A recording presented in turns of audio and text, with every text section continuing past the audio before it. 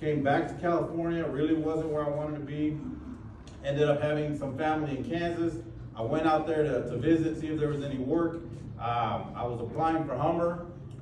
Actually, I skipped a part. I joined the military, then came back, back to California, and I was a mechanic in the military. Then I went to Kansas, and I was applying for Hummer, to be a mechanic for Hummer, and their application process was really long. So I applied to be a security guard to see if maybe they would hire me for a little while I got hired at Hummer. And I ended up at a high school as a security guard, and I never left. So when I got there, I saw a lot of Latino kids that were trying to fit in, and unfortunately they were trying to do the gang stuff, and I didn't want them doing that. So I started a Hispanic leadership club at first, and I had that for a bunch of years while I was getting my degrees. And then it kind of came to me that we could do something with lowriding, because that's something that I have a background in, always have been. And so I created the first lowrider bike and took it to the school. The kids liked it. They started coming because of the bike, and we started building relationships. And we have a 100% graduation rate with all of our kids that are tagged at risk, right? At risk not to graduate. And so one thing that I can tell you that our club is really about is not telling anybody what they're going to be, right? Not saying, oh, we can see where you're going, kind of tag you. I remember when I was in school, because I was kind of a kid that was getting in trouble, and like I said, I was a teen dad. The expectation for me was that I was going to end up in jail. I was going to end up, a drug addict. I wasn't going to be able to get a college degree. And here I sit in front of you with a master's degree. So I really believe that all you guys that are here, all you kids, can be anything. There's absolutely no story that's already been written. You're writing it right now. You just you put the effort, but having the adults that are around the room is huge. You gotta understand that. That's one piece that a lot of us didn't have. We didn't have adults that believed in us.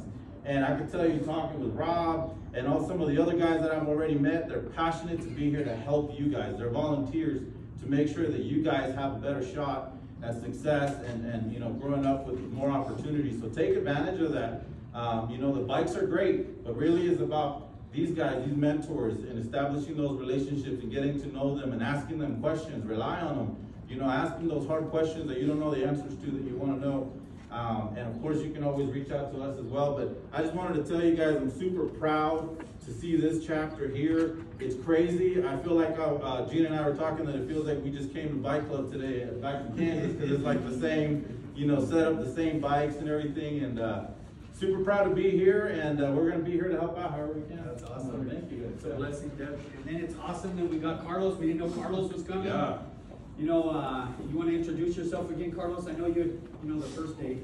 Yeah, I was here for the press conference. I don't know if you guys remember. When we heard that they were going to try to do what Alethea, Kansas did here in Albuquerque, we told them, how can we help? So we pitched in some moolah to be able to buy some stuff for you guys to work on.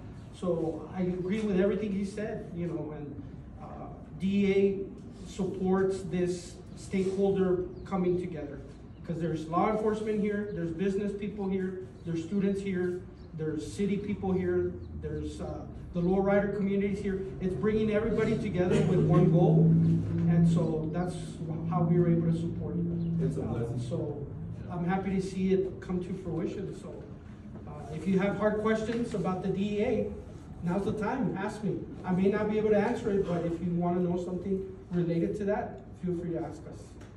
So happy to be here, guys. What a blessing. And then of course, it's been awesome, because we've had so much help too from the sheriff and from APD.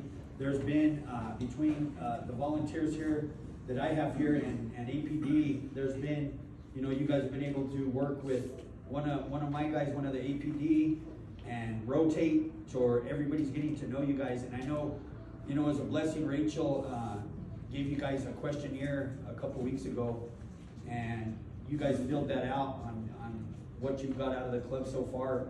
And man, it literally had me tearing up, you know what I mean? That's what it's all about, it's opening up. I know a lot of us sometimes come in super quiet, timid, like especially you guys came in, same thing, the police were all here. I can see it on your face, a lot of you guys were like, man, the police are here. You know what I mean? It's like, it's one of those things, and me, it's being 12 years clean from crystal meth, And I gotta say, police gets behind, last night, in fact, man, it was funny, it was with Eric, Rudy, and Gene last night. We went to go to Aaron's house. We heard pop, pop, pop, pop, pop. This is Carlisle and Gibson, the gunshots over there.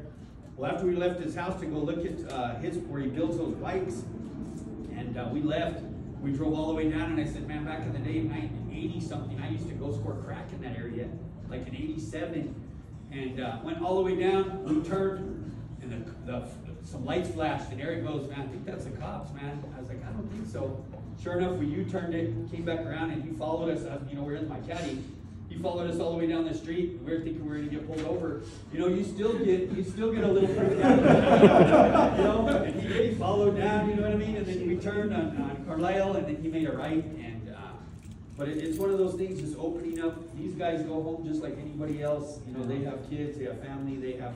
And vice versa, you guys are getting to know them one-on-one. Vice versa, our group, you know, it's getting to know you guys getting to know us. You know, we're just ordinary people trying to make it through life just like everybody else, and like we want the best for you guys.